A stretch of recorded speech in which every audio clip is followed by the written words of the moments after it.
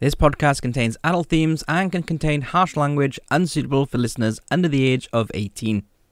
No! It is the end for Andrew.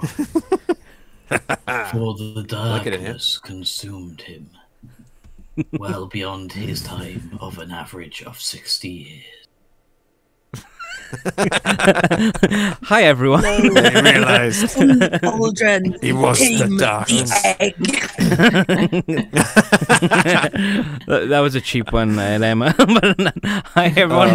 Welcome back to another Dcast. That was a very nice dramatical opening by Sam there. Thank you very much, Sam.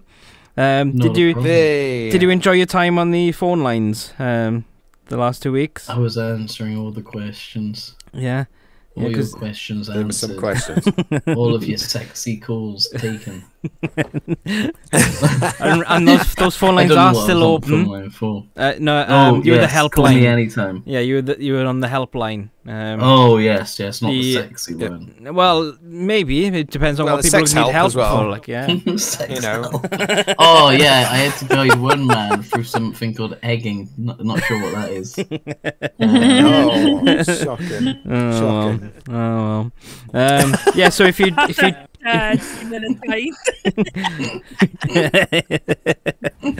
right. So, what did we watch? I don't know anymore. Black Cauldron. That's it. The Black Cauldron. The Black Cauldron. So brown teapot. Brown. Okay. Okay. What? Brown teapot. I got knock-off Disney Plus. Oh, that would be brilliant. Knock-off Hollywood version. Yeah. Pennies dropped. No. I can see how today's gonna go. I'm not with it. That's why people listen. This was the last Disney film to come out before I was alive. Just saying. Ooh. Yeah. Just wow. This was 1985. It was July. You just told everyone how old Adam is. Oh, now they. Well, it all depends on when you're listening to this podcast. Oh, that's true. You know. Did you know? So this came out in 1985. Correct. But it was originally meant to be out in 84. Oh. But Same it got year. pushed back because children were so terrified of this film in the screening. They pushed it back and tried to make it a little bit less scary. Well, yeah, because on Disney Plus, this film is classed as a 6+, so it would have been a PG rating and not a U. Yeah, I can believe that. I want to see the darker version. Well, apparently there are scenes that were cut. Tim Burton was an animator on this film, and a lot of his scenes were cut out because they were too dark. Says a lot. Yeah. Right. Yeah. So yeah, and with the very start of this film, the blue Disney animated Walt Disney Animation screen. That was the first time that those were ever used. So we don't have our storybook. I never noticed that. Yeah. So that's the first time. First time it was used. I can't say I saw that noted. On my version. Wink wonk. Wink wonk. Right. I'm gonna leave it to you guys now because I've got an issue with my notes. I started watching this, and I was using one of my notepads, but then I stopped watching it because I was getting distracted by a tap dancing dog. So fair enough. Yeah. So I stopped, and then I carried on another time with a different notepad. Do you think I can find the first notepad? Oh, you fool! Yeah, this is it. Never separate the notes. Yeah. So my first point just says wyvern. So that's so far in. I think it's about half an hour into the movie. Okay. Yeah. Okay. Well, we've discussed this off air, but obviously we've discussed this film is known as the film that almost killed Disney. Yeah. Yeah. Does not feel like Disney. No, it Very doesn't. dark, It's- says my They've- notes. Yeah. They've tried to bury this film. It took them forever to release it on like home video. Yeah. And I even did a bit of research, and you can buy no merch for this film at all. There's no mention of it on the Disney store anywhere. The thing is, though, right? This film did pretty well internationally. It was just in the US box office that it flumped, but overseas people preferred it.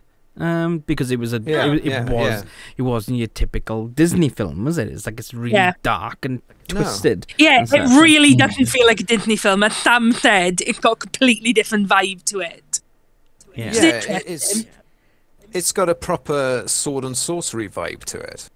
You know, and that's what I think that's what I like about it. You know, there's no songs in it really. There's no Disneyfication in it. You know, it's a proper, myths and legends story, really. Yeah. You know, yeah, it's very interesting. But it cost apparently over £44 million Dollars. Why is that then? to make, or dollars, yes. But Right. this I thought was interesting. Is it cost more than twice the cost of Back to the Future? What? Why? Which is obviously a Why? film you love, so I thought I'd include that. I think. Yeah. It's gotta be because there was a lot of issue with the animators and stuff because a lot of animators left the studio after Fox and the Hound. They walked out, so it could be a thing of like they were like just trying to get many. Was that a union constantly money trying thing to or hire something? people or whatever. Yeah, possibly. Also, John Hurt is in it, so he might have cost them quite a bit. Who knows? Oh, right, okay. True. I doubt it because it was like early days for John. He probably wasn't a big name. Yeah. Who's he in? Who's he in this then? I didn't realise that. The Horned King. Oh, it is actually a John Hurt, is it? Oh, that's cool. Okay. Yeah. Yeah, awesome. So we've got a doctor playing a Disney villain. Yeah. I forgot he was the Doctor. He's the War Doctor. War isn't Doctor. he? Actually, quite cool. I would have loved to seen a season of him. Yeah, that would be cool. Yeah. That'd be awesome. Apparently, as well, like there's some of the earliest examples of CGI in this film as well. Yes, there is. So the things 3D, like the 3D cogs and stuff. and like the bubbles or fairy and stuff, lights, the CGI. Yeah. Yeah. So that probably bumped up the price. Do you want to know how much it took in the box office? Yeah, go on then. £3. So domestic box office, so just the US. Yeah, a little bit more, little tiny bit more. £4. 21 million. Oh, So it's okay. under half the budget. Yeah, of my it. God. So this is why this one almost bankrupt Disney's animation studios. Yeah, That's what you get for doing I something guess different, it I is. Yeah, I guess it's a bit far from the norm in a Disney film. Maybe that's what it was, and they put too Or much effort people into just it. don't like Welsh people. So Yeah, exactly. Well- Yeah, but let's be honest, Outrageous. none of them sound Welsh, no, do they? that's one of my points. Welsh people I've ever Yeah. heard. That's one of my points. There's There's no only, Welshness in it apart from the name. Same. Yeah, there's like the princess's name, and that's about it. And that's another point, actually. Princess, totally. Where's she on Disney princesses? Come on. Yeah. Yeah. Well, they wanted to forget about this film. Of Yeah. course they're not going to give a You know. Disney princess title. Get her in there. Get her in there. It's probably because people You know. wouldn't be able to say Elon Wee.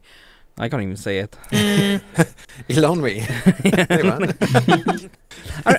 Your mission, Adam, when you go to Disney, Yeah. you have to find something older. It just seems to have been deleted from That the was world. hilarious. I didn't understand a word of that then. I know. That was just proper totally Cyberman. robotic. Oh. I think you were trying to egg me on to do something but I don't know. There's a bit of egging going on, but I don't know what's going on. Do you know what I've heard though, Adam? Do you know what I've heard though, Adam? Yeah. Right? That apparently, if you get a big, large bowl like a cauldron. It's really good for making eggy broth. Ah, okay, right. Okay. Yeah. Sounds horrible. What were you saying anyway, Emma? What's my mission in Disney World? Your mission in Disney is to find something Black Cauldron. Oh, yeah. You're on. Oh. Yeah. Or bring it up to every cast member. Do you like Black Cauldron? Yeah. Like Black Cauldron, right? The thing is, half of them are probably like only 10 years old and stuff like that. It's like what's Black Cauldron? Black what? The 80s, that was a century ago, wasn't it? It's all by Encanto now, bruv. Yeah. We don't talk about Black Cauldron. No. I'm like, what if I get banned from Disney for asking questions about Black Cauldron? That'd be great. That'd be a good. But then you can change the channel into a conspiracy theory. No, conspiracy theory channel. You could talk about Walt Disney and being frozen, and all the conspiracies. You call it down the. You can call it down the cauldron. Oh, I like that. Where we discuss relating only to Disney. No, and I knew this just randomly because I must have looked at this a good while ago. But Disneyland, whatever the one in Japan is, Disney World, Disneyland. They had a Black Cauldron ride. Did they? And and if I can find if I find the video, I will send it to you all, so you can all see it. But they had a Black Cauldron ride, and you went through. Do you remember watching this, Andrew? Yeah, because they closed it because it was terrifying, and it was like a walk-through ride. And at the end, you went into like a green, smoke-filled room, and the Horn King came up and talked to you, and there was a cauldron, and people were scared absolutely out of their mind. Brilliant. Those were different then, weren't they? Oh, yeah. Yeah. All I got coming up is Defunct Land. Oh, that's it. Yeah. Yeah, that's it. It's not that's the one. Yeah, it's not actually Disney. It's I thought it was Disney. I thought there was like a knockoff one, isn't it? Oh no, Defunct Land is a channel. Right. Okay. It's about failed rides and stuff. There we go. I was telling you about the other week. Yeah, they talk about the history of rides and rides that failed and blah blah blah. Yeah, it's interesting. Wow. Yeah. Cool. I'll have a look at this. I'm going to leave that there. Yeah. Shall we actually start talking about this film then? It's been 13 I only minutes. Have one other background. And we haven't actually started. We are talking about, I've got about 3 other points, so it's all well and good that we're talking about it now. My only other background point is that it's based on a series of books. Oh, is it? And the Black Cauldron is book number 3 of the Chronicles of Prydain. However you want to say it. I think by Lloyd Alexander, which in turn was based on the Mabinogion. Oh, Mabinogion. I like that word. Do you? Mabinogion. It's obviously the Celtic book of tales. Yeah. Yes. So we need more Disney. We need more Welsh Celtic stuff. Yeah. Well, this is an interesting thing to adapt, really, even if it didn't do well. This is one thing I absolutely love about this film is the amount of Celtic references in it. There's an awful lot going through this film, and I largely suspect that a bit of it has got to be inspired by the Gunterstrap cauldron. Right, which is like this late Latin period. It's from 150 BC to like 1 BC, and it's this large cauldron that was found in a peat bog in Denmark in 1891. And if it's a strange thing. It's a beautiful thing. It's in the Denmark National Museum in Copenhagen. But it's got all these panels that have got all these wonderful depictions. you know, it's got like the god Canunos, I think it is, the horned god of the woods on the front. But the point that I'm trying to make is that there's a panel on the inside, and it's called the Warrior's Plate. And if you look it up, you can see what I mean. There's depictions of a row of dead warriors in the underworld, right? Mm-hmm. And they're standing in front of a god who is dunking them one by one into a cauldron, and they're bringing them back to life, and they're riding back. Yeah, it's probably based on that, let's be honest. I think, you know, it's a safe bet that it's something like that, and that's very much a sort of a big thing in culture, you know. So there we go. You've heard it here first, if you're interested, everyone. Look it up. Yeah. There you go. Yeah. So that's one of the many Celtic thingies. Also, in the Horned King's castle, he had a sort of front door, as it were, and it was a big arch, and it had holes sort of caved into it, and there were skulls inset into the stones of the arch. And that is another Latin reference. In France, there was a cult known as the Cult of the Head, and it was like a sort of a culture of, if you took another warrior's head, if you decapitated them, their soul, their spirit, would be bonded to you and then make you more powerful. And this is where the base idea. There can only be one. There can be only one. There can only be one. This is really fast. I don't want to talk about the film anymore. I just want to talk about this mythos and stuff that Andrew knows about. Yeah. Yeah, I do love my Celtic history. I do love it. I feel a bit drawn to it, you know. But there was little references all the way through this film, and it was quite interesting, you know. But, what you're saying is, we need a work outing to Denmark. Yes. Well, actually, we only just missed it.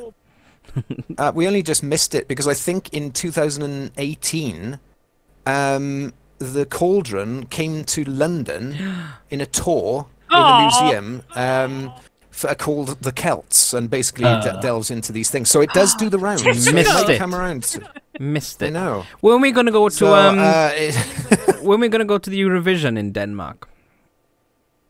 Yeah, we do both. When was that? Was last year though, wasn't it? Was it last year or I can't remember. Year before? I don't think last year. Germany won this year, didn't they? Did Germany? Well, they haven't won it this year because it hasn't been on yet. Oh, you know what I mean. No, it'll be held. Wasn't the last one Italy? Oh no, it was Italy. That's it. Oh yeah, because Italy was affordable. Yeah, it was the sexy band. Because Italy is they were the kind of rockers, weren't they? I put that in inverted commas. It was one of the more affordable of the other choices. Let's go. We're going to the Eurovision. Bye guys. Yeah. That's right. I'm sure that United Kingdom will win this time. I'm a spaceman. I want to go to London. Yeah, we're not going to win. No, it's never going to come over. Wait, I don't think we're going to have 0 this year, though. I think we are going to have at least 1 point. Hopefully. Yeah, I think you've got high hopes. Yes, because I'm up in space, man.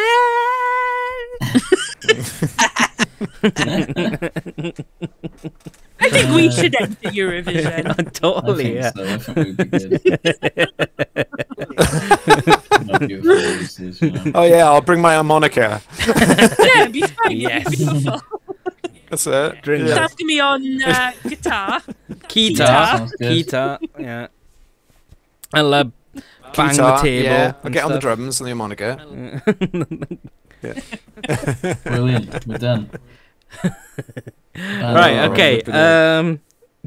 Let's start the movie. 20 minutes in. Yeah. Like I said, I can't start the movie because I don't have... I've got 1 point. I've got like one... I haven't really got many points, but I just want to say the fact that there's that one character... God, what's his name? Gurgi. Oh, Gurgi. Yeah.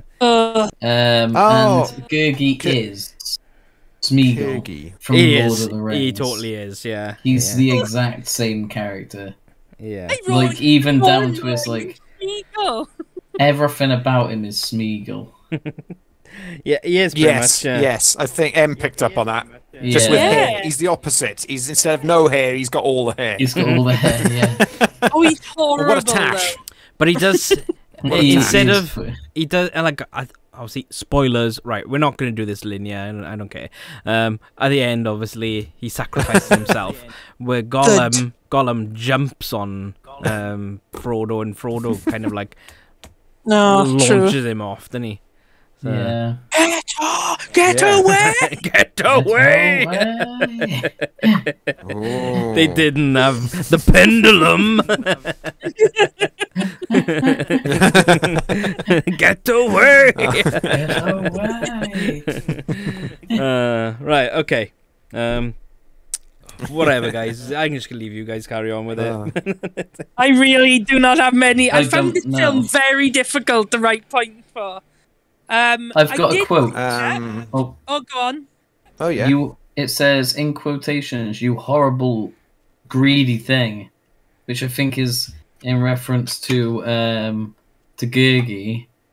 But it was about main character who I never wrote the name down of because I never got his Harren. Taran with a T. Taran. Yeah. Like Taran. Yeah, Egerton. Taran. Oh, Taran, the main guy. Twat. Yeah.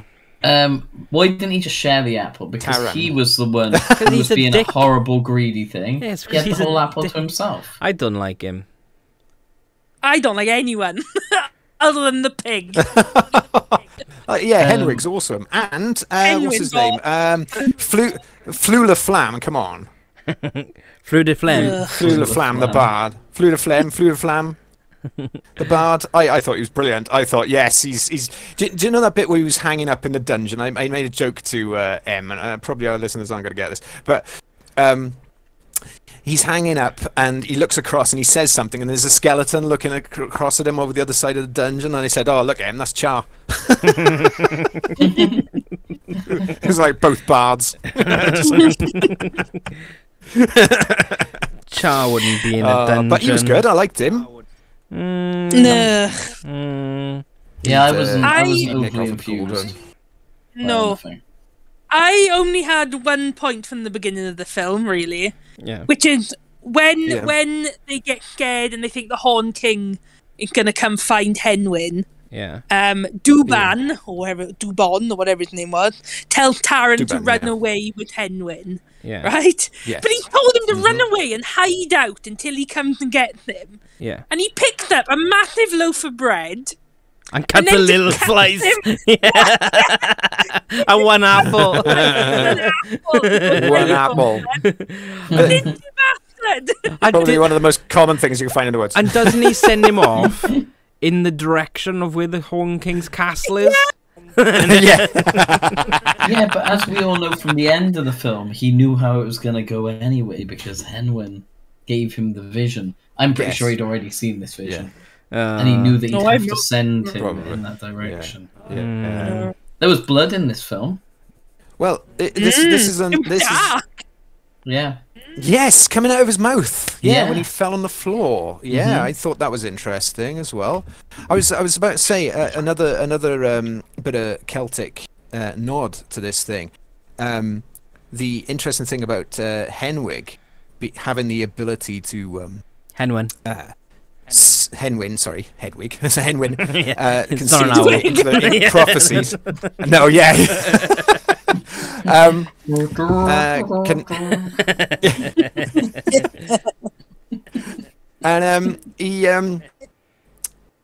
He can see into he can see visions and see into the future and stuff. But that's another little nod to the fact that the beliefs of druids eating pig flesh bestowed prophecy. Henwin. Right. Yeah, because it was there's something about pigs. Pigs are incredibly important in Celtic culture because obviously they're valuable, for importance of trade and all the rest of it. But there was also something traditionally that was believed that if you ate raw pig flesh, that this would, give you visions. So that's another little nod to things. And also, I love the fact that every time that anything was connected to anything magical, it was through the embodiment of water, which is perfect for the belief of the Celtic otherworld, where you can reach it between the spaces between spaces, and i.e. the surface of water. That's why, that's why this Gundestrup cauldron was found in a peat bog, because it was thrown into a river to give to the gods, you see. Because the break in the film of the water and sinking through the water, you go to the other world, which is the other world, afterlife kind of thing. All the gods. You either go to the other world or you go to Narnia. One of the two. Oh, Narnia. Well, that's where Narnia comes from. That's exactly where Narnia comes from. And this happened in this film because that's where they went into a little puddle and they went down the whirlpool and they ended up talking to the Fae folk. Oh, yeah. And that was the other world, which is depicted on that cauldron. You see? I'm sorry, So, right? We're gonna it's all there. we're gonna cancel this podcast, and Andrew is gonna do a standalone episode of the mythos of Black Cauldron, and and it's gonna make more than $21 million. Yeah. This is fascinating. I'm just listening to all this, Andrew. You carry on. Yeah. No. It's well, I'm just picking up little bits and bobs. But yeah, it's all there. You know, all this tapping into Celtic folklore and these mythological things. So there's elements. So what you're trying to say is it's a very good movie in terms of adapting Celtic mythos. I think so. Fair play. Yeah, especially something coming out of Disney. You know, I just choked on my water then. That was like poison in your voice. I didn't mean for it to come up quite that venomous. No, but it's like, you know, it's not what you expect. It's like as if it's like somebody was just allowed to do their own thing, and then everybody in Disney went, "You did what? What? That's not what we do." You know, it's like it's come completely out of a different angle, and I kind of appreciate that. It's yeah, I thought it was good. To be fair, it wasn't a Disney film, but I think that doesn't mean it was a bad film. You know what I mean? I think it's just, I think it's because perhaps why it didn't fit well with Disney is because it wasn't Disney enough.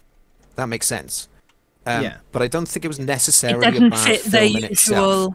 Yes. Yeah.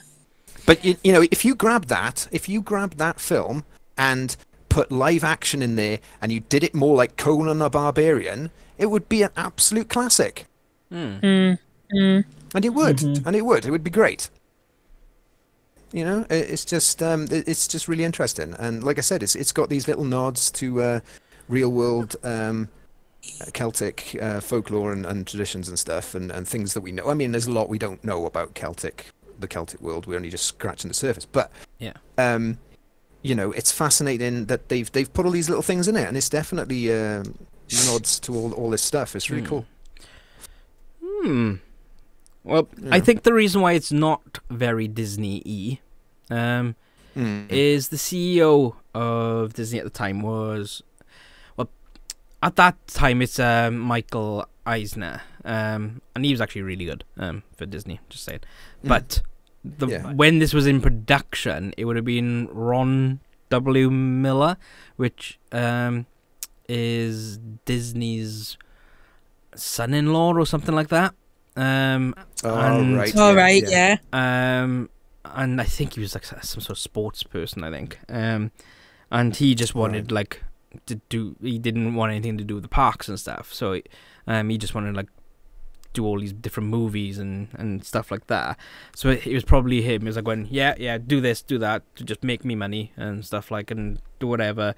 Don't do I don't care about doing all these magical worlds and stuff for the parks and stuff. Just make me money.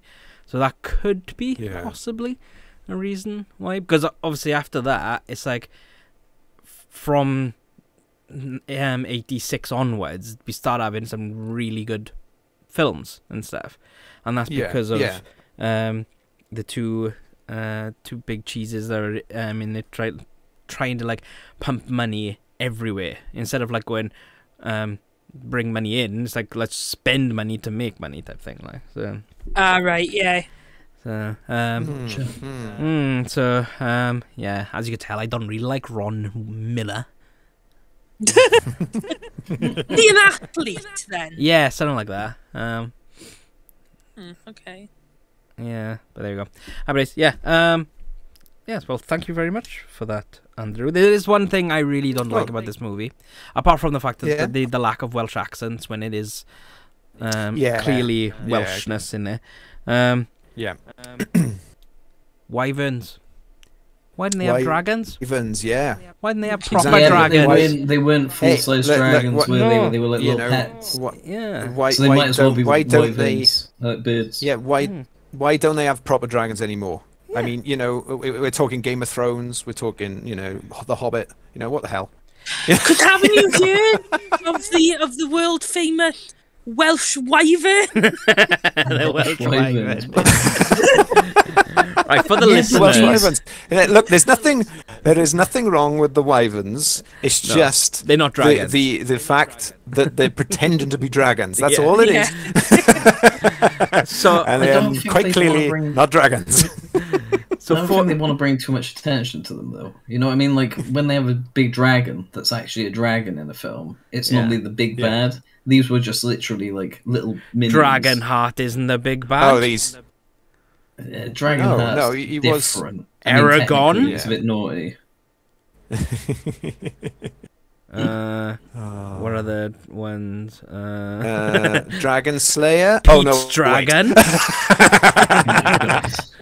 Yeah, Spiral. Yes, Spiral. The best dragon. They've got to be the main thing, though. You know what I mean? Like, you can't have a dragon. Spiral's the main thing. Have it be the main thing. All right, so for our listeners now, it's like they're probably going, "What the hell are you on about?" A dragon, a proper dragon, has to have 4 legs and 2 wings and a tail. Yes. That's a dragon. Yes. If they got 2 legs and a head. And a head and a body. Just clearing that up, just in case somebody's putting it all together and go, wait a minute, this hasn't got a head or a torso. Can you imagine just somebody trying pile of parts. Somebody trying to draw a dragon from my description. That's not very intimidating. Yeah, and a wyvern just has 2 legs and their arms are the wings. So yes. Fake dragons. Yes. Fake dragon. Yeah. Oh, I've got poor Gurgi written down twice on you. Oh. Don't feel sorry for him. Well, he's I'm a bit quite a mixed lot. with him because I think... Yeah, I'm a bit mixed because I used to love him when I was a kid, when I watched this first time when I was a kid. But after rewatching it, he's a bit of a twerp. But then he does come good in the end. He comes good at the end, so you kind of think, oh, okay, he wasn't so bad. Yeah. But, I thought the Horned King's entrance was brilliant. It's like everyone it was like all this big ruckus, and then all of a sudden they all stayed quiet, and then this darkness fell, and then he went zap. He disappears. I know. Like a magician. He's got some serious teleportation skills going on there. I mean, he's just proper sorcery. It's like, oh, nice. His design is Very pretty good. cool, though. Yeah, he was. does look awesome. And I like the fact that most of the time he was Yeah. in shadow. His face and stuff was in shadow, which is quite cool. Did you notice that what made me slightly disturbed and intrigued was that most of the time... no, it was... you mostly see, hollowed out eyes, and it's like very skull. Except for one scene where he gets really angry and these red cat-like eyes just appear all of a sudden, and then they go away again, and you just go like, ooh. Yeah, because you're led to believe he was more like a skeletal type creature. Or like prototype Skeletor. Yeah, yeah. It's like a lich. But like at the end, it's like when he's at the cauldron. Oh yeah. This is the horrific scene where his flesh is ripped from his bones and stuff. It's like, yes, this is still only a 6+ rated film. Children cry. Yeah, that was pretty graphic. You know, that reminded me of the first time when I was a kid, when I saw the film Gremlins. I got really messed up right at the end with the whole. Yeah, but that's not for kids, with the whole Spike thing. Oh yeah. No, I know, but I mean, sometimes you accidentally. Child, I always thought Gremlins was and I children. remember the end of that being like, oh, that was. Oh. Yeah, but I thought that was really bad, and this is obviously a kind of drawn version of it, isn't it? You know, so like he's been taken apart and sucked into this thing. I just noticed one of my other points. I said, hate Taran. There's a brilliant, useless bit with Taran where he's fighting off the guards and he grabs a broom, even though next to him is a big, massive axe. Oh, yes. Yeah. And then they cut off the top of the, the broom. I'm like, Taran, you're rubbish. Just no. He is rubbish. He is rubbish. And he's sexist. Yeah. But what does the girl know about swords? I love how she. Yeah, I love how she wasn't really a damsel in distress. She kind of like rescued him. Really? Yeah. There was no way she was a damsel in distress. I think she owned that castle. She'd been there for ages, just going around. She wasn't chained up or anything, was she? I mean, she knew exactly where to go. She's the horned princess, she was. I reckon. Yeah, she might be. Daddy. I'm not convinced, to be honest with you, that Taran has ever seen a girl. Well, only Henwin. Any Henwin, I suppose. Yeah, exactly. And we don't want to go down that. No, that's an entirely different film. Yeah, the pig cannot unsee it. Oh God.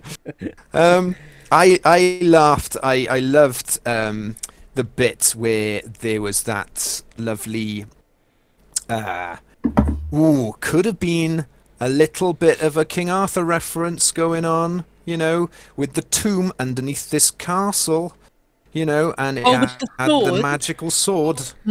Yeah, now the sword, I did laugh that every time he hit something, it was like a Vorpal sword in D&D. It would just, a critical hit every time. It would just destroy whatever it touches, and it played the same piece of epic music. And then he'd hit something else, and it'd go, and you, and I go, go on, and I love that it did its own thing as well at one point, didn't it? It's like he was just swinging around, and he grabbed it. Then they're going, and I'm doing it. Yes. It's like, no, you're not. It's the sword. He's just on the end of it, isn't he? He's just a grave robber. Exactly how. Yes, but that in my head is how Excalibur works. That's its magic, isn't it? It seems to do whatever it wants to do, and maybe it played music as well. So if we're saying this era, right? If we're looking at it like historically, medieval types, obviously medieval times. You know, the Romans, medieval times. The Dark Ages. You know, the Romans had left. Magic swords. All the infighting was going on. Arthur rose up, got all the clans and tribes back together. You know, the magic sword, obviously. But then perhaps this is set just after that, where there's like the downfall of Arthur, and it's all gone back into ignorance and all the rest of it. And maybe the Horned King was actually, maybe that was the ruins of Camelot. You know? I think, though, every time he's going to swing that sword, though, it's got to play Knights of the Round Table. I've got a mug in the kitchen that does that. And you know what? It makes me smile. I'm going to pick it up. Let's not go there. It's a silly place. That is Excalibur in mug form. It's brilliant. It's a silly place. Silly place. But yeah, I thought that was good. So yeah, that's my theory. Could be Excalibur.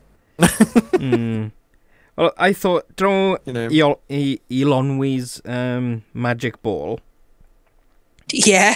It kind of reminded me of the thing from either Automan or Tron.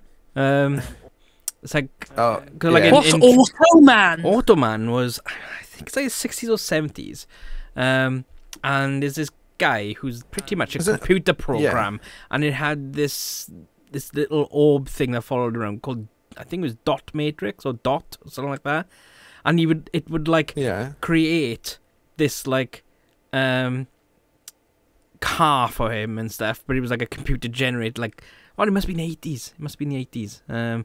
Like a Tron line type car thing, and it was really cheesy.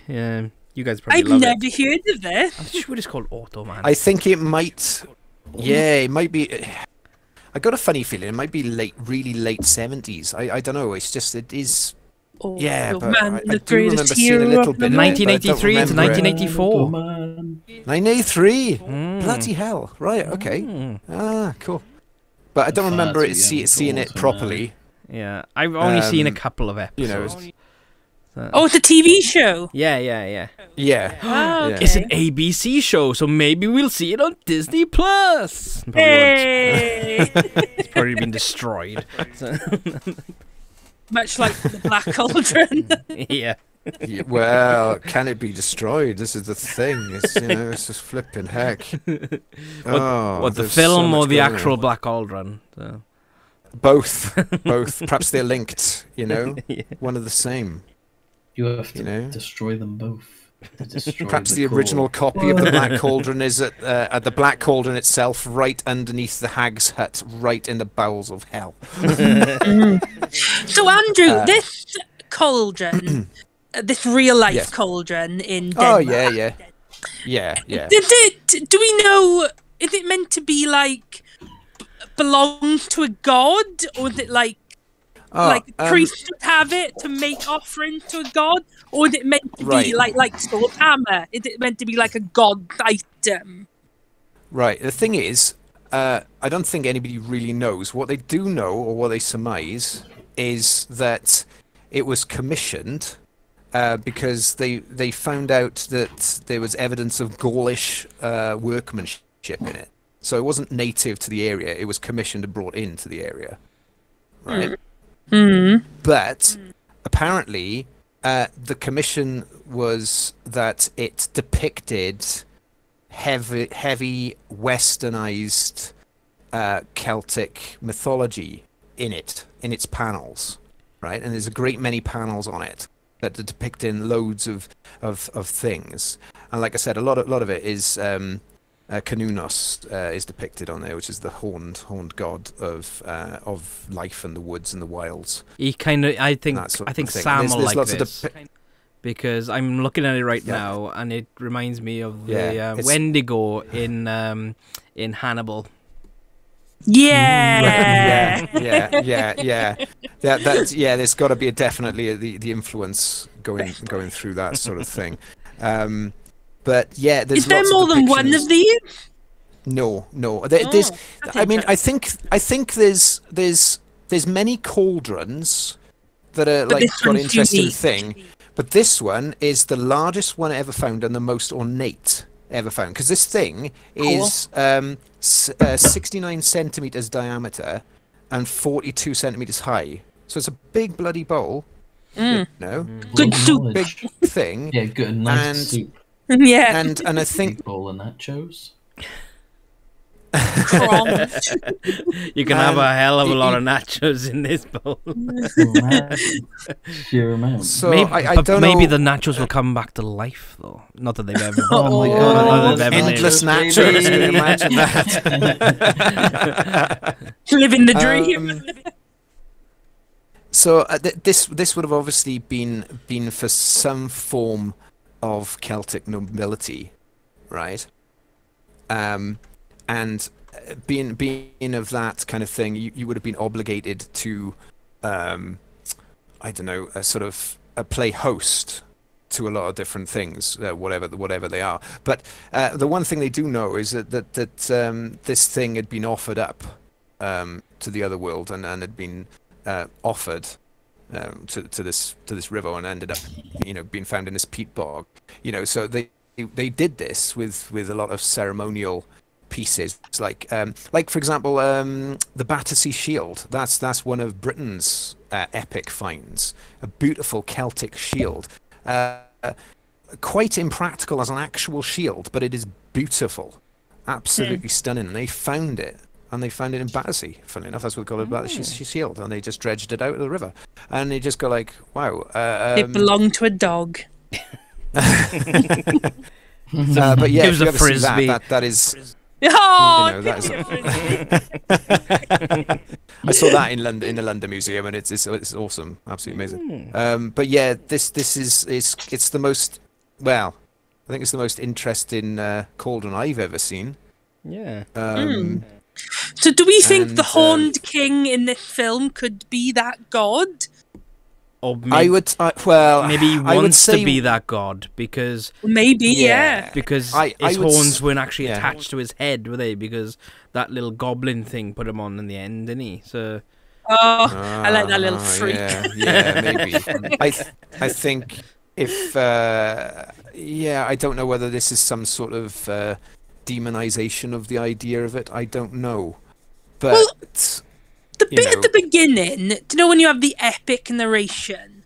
They're talking about this king, aren't they, that got locked away. I don't think that king is the Horned King. No. It seems to me that the Horned King wants to get this other thing back.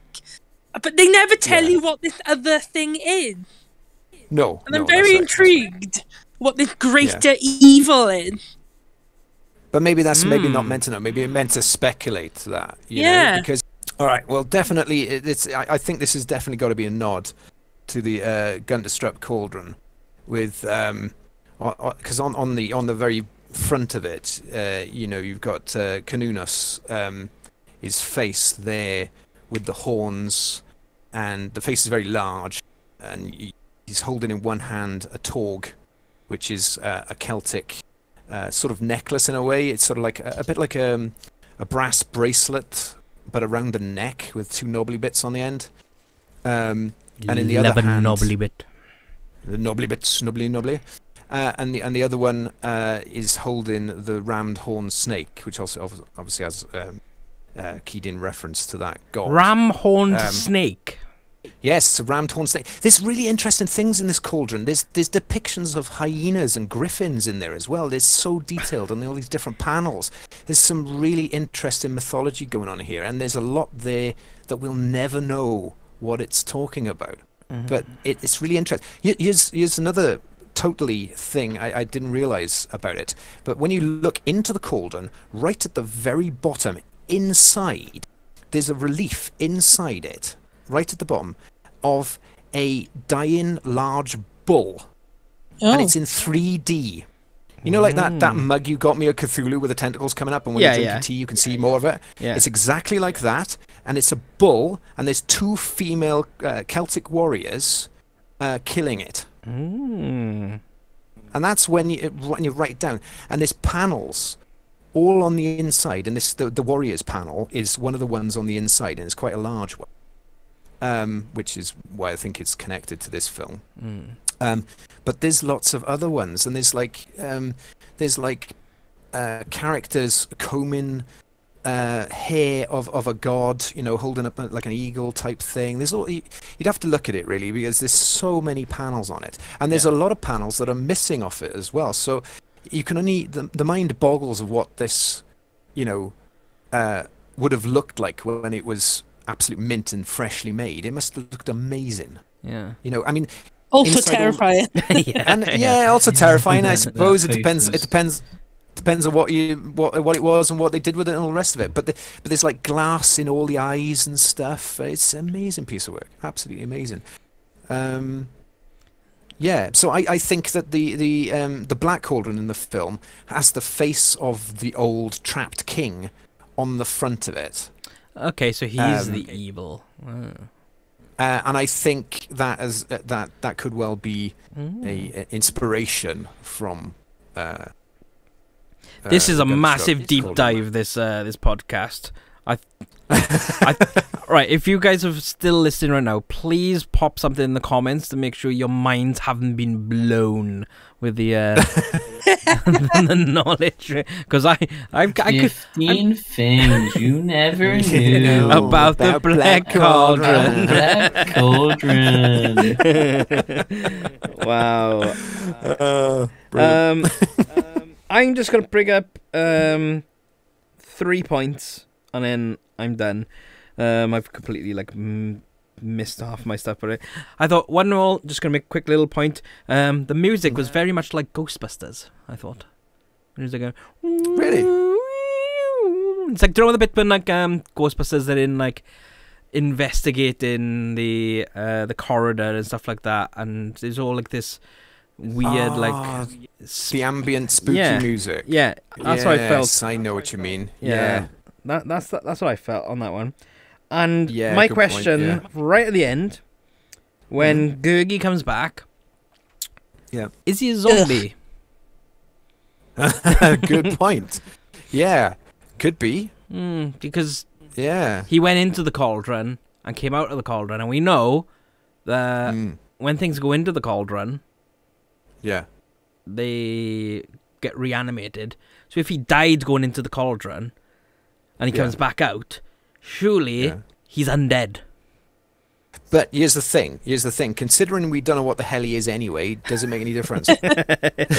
Yeah. Because I'm not sure what the hell he is. He's Gollum. I can't understand when he hasn't shaved. Is he a dog? Wintertime Gollum. Is he like a? Because he looks between the missing link between a Westie and an orangutan. I don't know what it is. It's He's just a little Yeti. what? Proto Yeti. I don't know. Yeah. I was just thinking about it, and I've thought about this far too much because I can't get it. I don't know what the hell this is. I don't know what it is.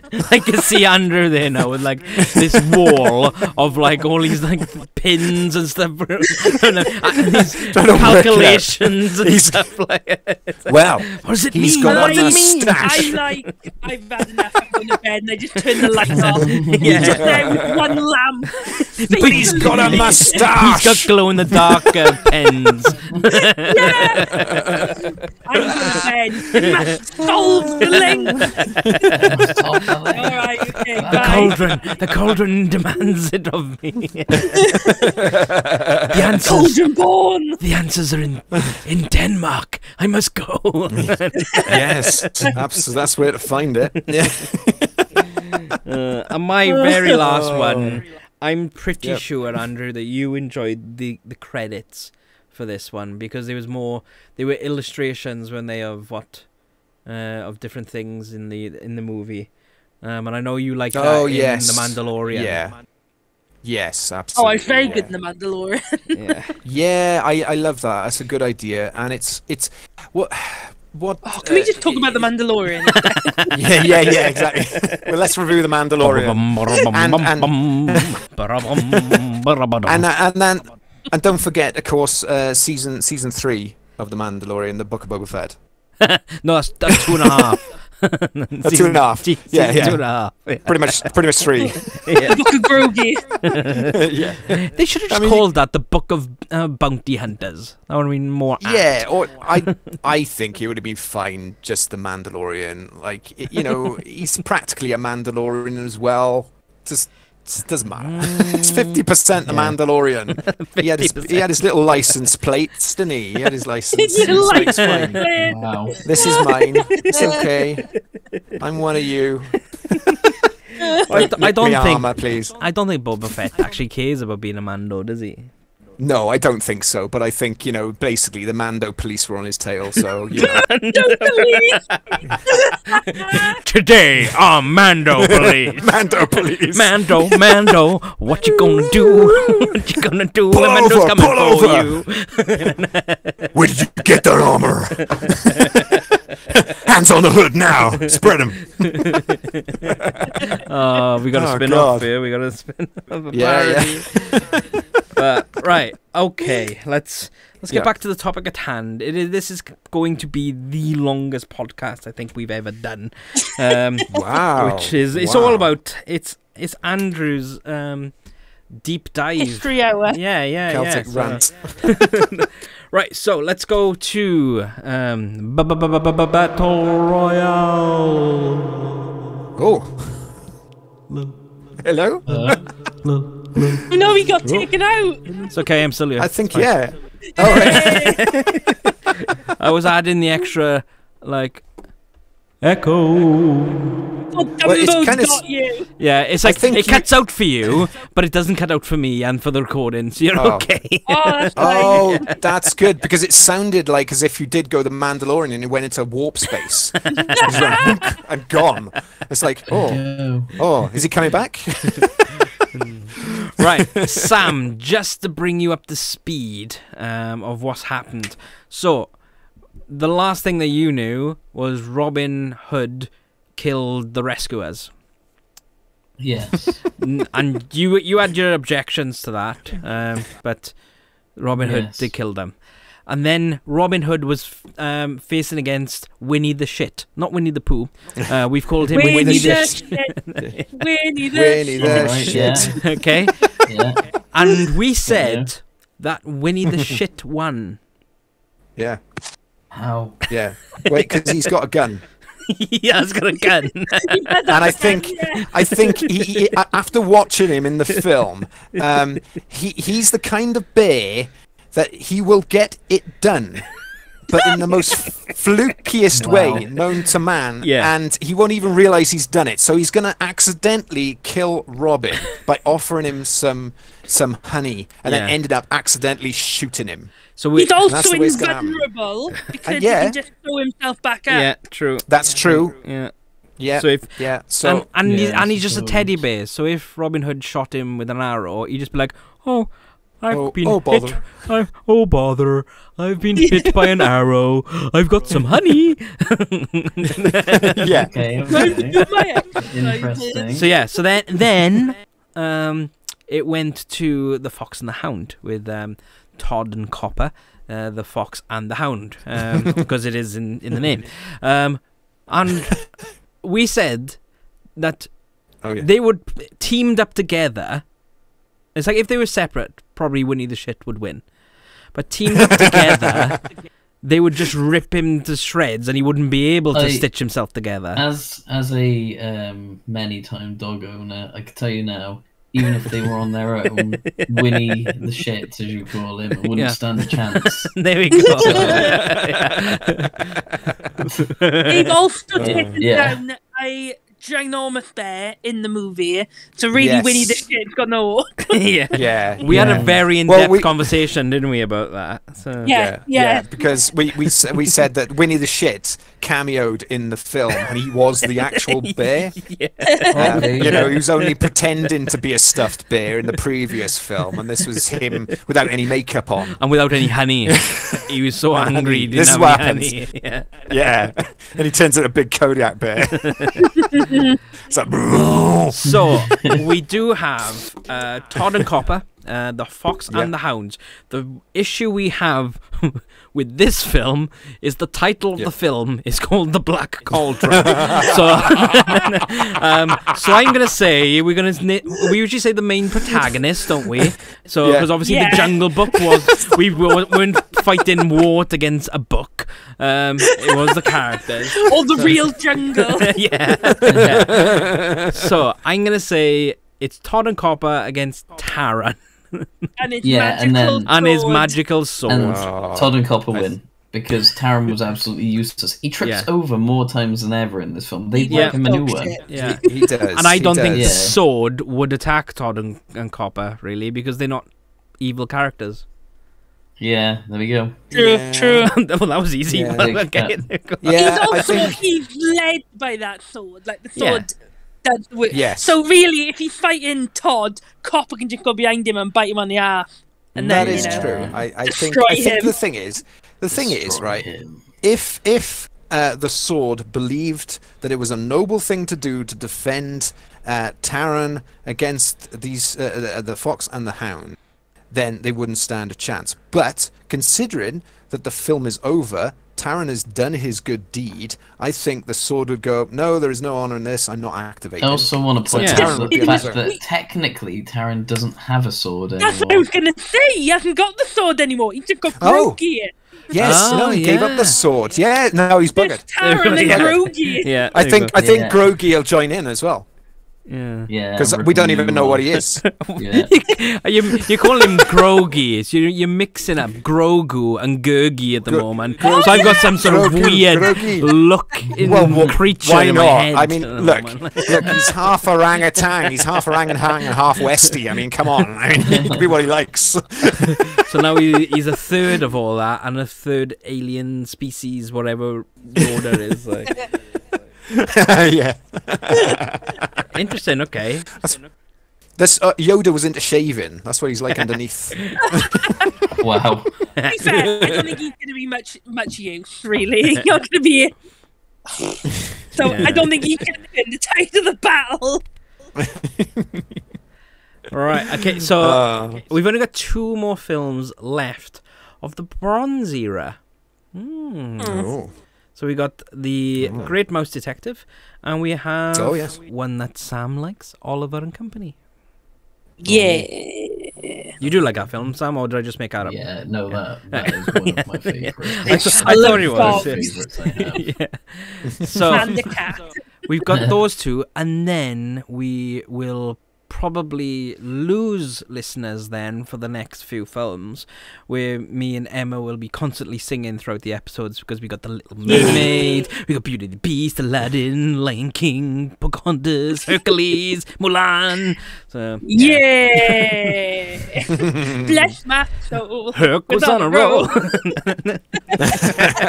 Undefeated. Well, we'll soon find out if he's undefeated in the old Battle Royale, you know. So, looking at this, he probably will be, to be honest. I think he will win the entire thing. But there we go. Yeah, so at the moment, we got Todd and Hopper. And he's the nicest guy. We're not going to have any points in those films. We're just going to have lyrics just constantly. Yeah, exactly. My point in this is, Adam, did you know that he was a 0? Now he's a hero. 0. And they're true. And some say just leaves. Some say, Emma, that he went the distance. Really? Did he? Yeah, he would go almost anywhere to feel like he belonged. So. Belonged? That's really touching. It is, yeah. I can't believe that. And Meg, obviously. Beautiful. Yeah, Meg. Oh no, she can't though. Yeah, she can't. She can't say she's in love. No, she can't. She won't. No. She won't say it. Oh no. She might soothe and she might sigh. So why deny it? I don't know. Oh, He can't go. This is a teaser trailer. This is a teaser trailer. Yeah. Tune in for the Renaissance era. Brilliant. Right. Okay. Andrew, I think you've done this entire episode, so. It's like, carry on. Yeah, you may as well finish it off. Okay. Picture the scene. The dark, forbidden castle on the hill. A little green goblin comes out of a stairwell and goes up towards his master. Master? Apparently legend has it that in this mystical land there was once a king, so cruel and evil, fantastic and brave like your good self, that even the gods had enough of him, and they imprisoned him in a crucible of molten iron. There, his demonic form was formed into the great Black Cauldron.